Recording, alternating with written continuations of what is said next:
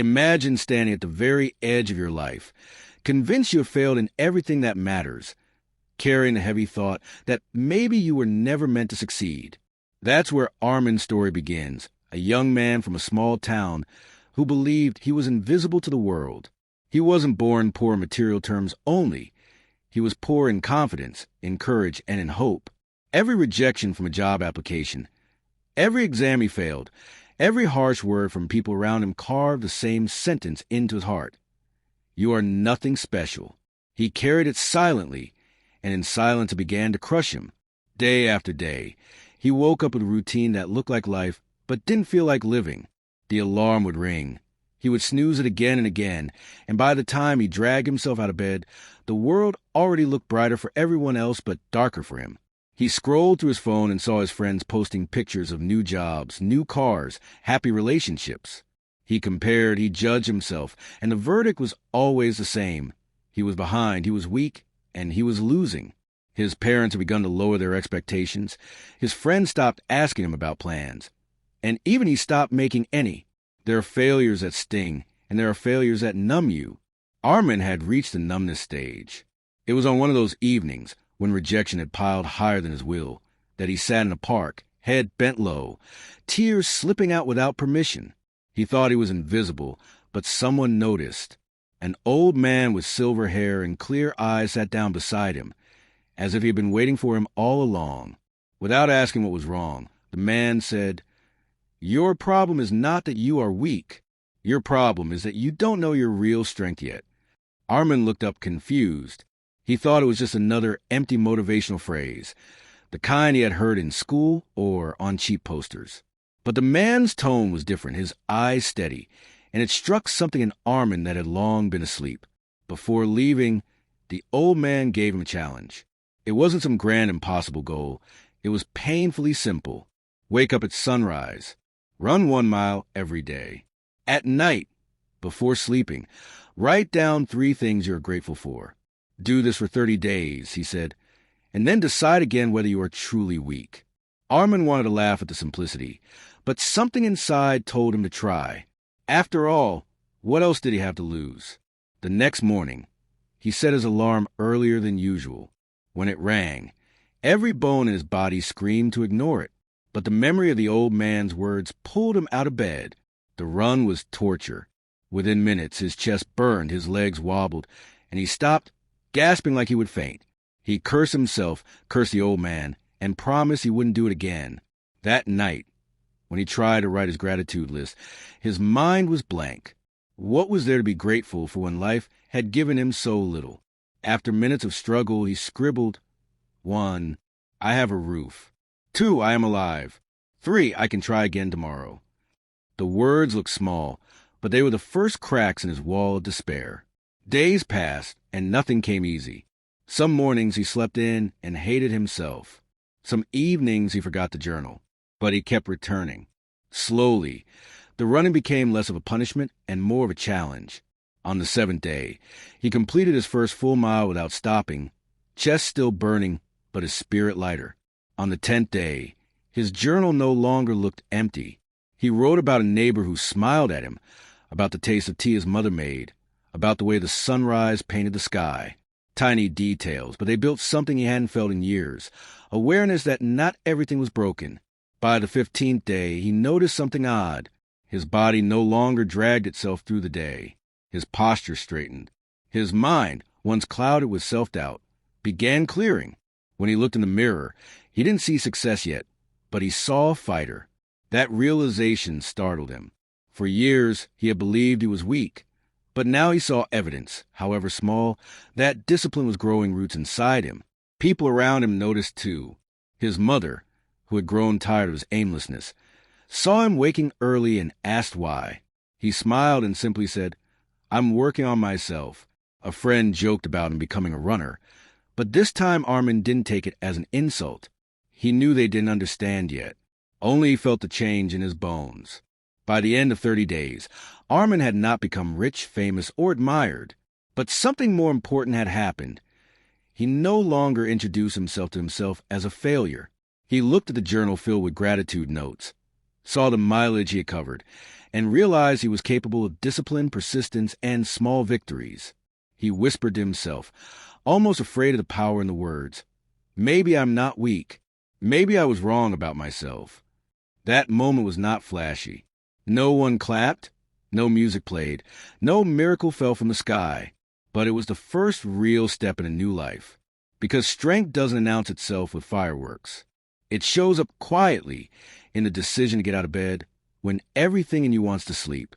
It shows up in the scribbled words of gratitude when your mind insists there's nothing good left. It shows up when you finish something you once believed you couldn't. Armin didn't just complete a challenge. He discovered that strength was never about lifting weights or winning medals. Strength was about showing up again and again when quitting feels easier. The old man hadn't lied. The strength had always been inside Armin, hidden under years of doubt and failure. All it took was the discipline to uncover it. And now, as the 30 days ended, Armin wasn't just stronger in body. He was stronger in spirit. He hadn't found his real strength fully yet, but he had taken the first step on a path that would change everything. When the 30th sunrise came and went, Armin stood with sweat dripping down his face, lungs burning, and yet a smile stretching across his lips. He had completed what once felt impossible. The boy who could barely drag himself out of bed had risen for 30 days straight, had run through pain, and had written a journal when his mind told him there was nothing to write. But even as he celebrated silently, he knew deep down that something bigger was still waiting for him. Strength wasn't just about discipline. The old man had hinted at something more, something beyond the body and beyond the simple victories of routine. And right on cue, as if summoned by thought, the old man appeared again. "You've done well," the man said, eyes gleaming with quiet pride.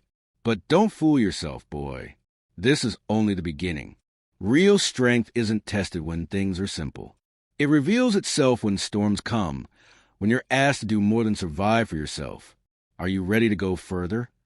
Armin nodded, though he wasn't entirely sure. But curiosity had already grown roots inside him, and he wasn't about to stop. The old man gave him a new challenge, one that sounded stranger than before. Each week, help someone weaker than you, someone who cannot repay you. And second, face one fear that you've been running from.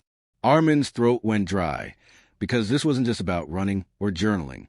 This was about stepping into discomfort he had avoided for years.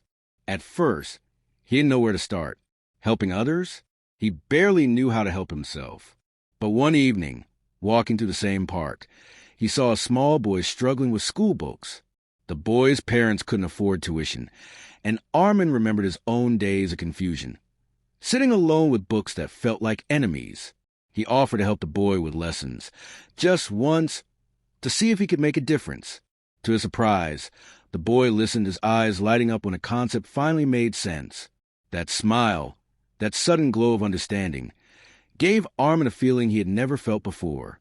It wasn't pride in himself. It was joy that he had passed something on, that he had been useful to someone else's life. The old man was right. Helping others didn't just lift him, it lifted him too. Week after week, he found new ways to give. Sometimes it was tutoring children. Sometimes it was carrying groceries for an old woman. Sometimes it was just sitting and listening to someone who felt unseen. Slowly, Armin realized that strength wasn't about showing the world how powerful you are. It was about using your power to make someone else's load a little lighter.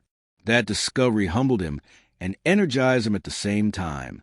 He had spent years thinking he had nothing to offer, but here he was changing lives in small, quiet ways. But the second challenge terrified him. He had to face one fear he had been avoiding. And for Armin, that fear had a name: speaking in front of people. For as long as he could remember, the thought of standing before a crowd froze his chest, made his palms sweat, and silenced his tongue. He had avoided every chance to present, every opportunity to voice his thoughts, because failure seemed guaranteed. Now, the old man insisted this was exactly the dragon he had to slay. The first time he tried, it was almost a disaster. He agreed to share his story with a group of children at the local community center. Standing there, with their curious eyes fixed on him, his throat closed up, his voice cracked, He stumbled over his own words. Every second felt like an hour of torture. He left that day feeling defeated, wondering if the old man had asked too much. But the old man only smiled when Armin confessed his failure. Do you think strength means perfection? No. Strength is showing up again even after you shake and stumble. That is what separates the weak from the strong. So Armin returned. The next time he breathed slower. He remembered his 30 mornings of running, his 30 nights of writing gratitude, and told himself that if he could conquer those, he could conquer this too. This time, he didn't try to be eloquent. He simply told the children the truth, that he once thought he was worthless, that he once believed he couldn't change, but he had started with small steps. His voice was still shaky, but it carried honesty, and honesty has a power greater than polish. When he finished, the room was silent for a moment, and then came the clapping. Not polite clapping, but clapping that said, "We heard you, we believe you." For the first time, Armin realized that even his weakness could become a story of strength if he chose to share it. From that day, he began to speak more. First the small groups, then the larger ones. Every time, the fear came back, but every time, he stood taller. The same boy who once couldn't bear to look into a mirror now stood in front of others, telling them that strength wasn't about never falling. It was about rising again and again. His story began spreading beyond his small town, inspiring others to try, to fail, and to try again. The transformation was astonishing. Armin no longer carried himself like a man beaten by life. He carried himself like someone who knew storms would come, but also knew he had the courage to face them. He no longer sought validation in other people's eyes. He created value in their lives instead. And he finally understood what the old man had meant from the very first meeting. Your real strength was never outside of you. It was always hidden within, waiting for discipline, kindness, and courage to uncover it. One evening, Armin sat again on the same park bench where he had first broken down. The old man appeared beside him once more, as if he had been there all along, watching. So, the man said, "Have you found your strength?" Armin thought for a long moment before answering. "I thought strength meant never being afraid. But now I know it means walking into fear anyway. I thought it meant winning all the time, but now I know it means standing up every time I lose. And most of all, I thought strength was about me.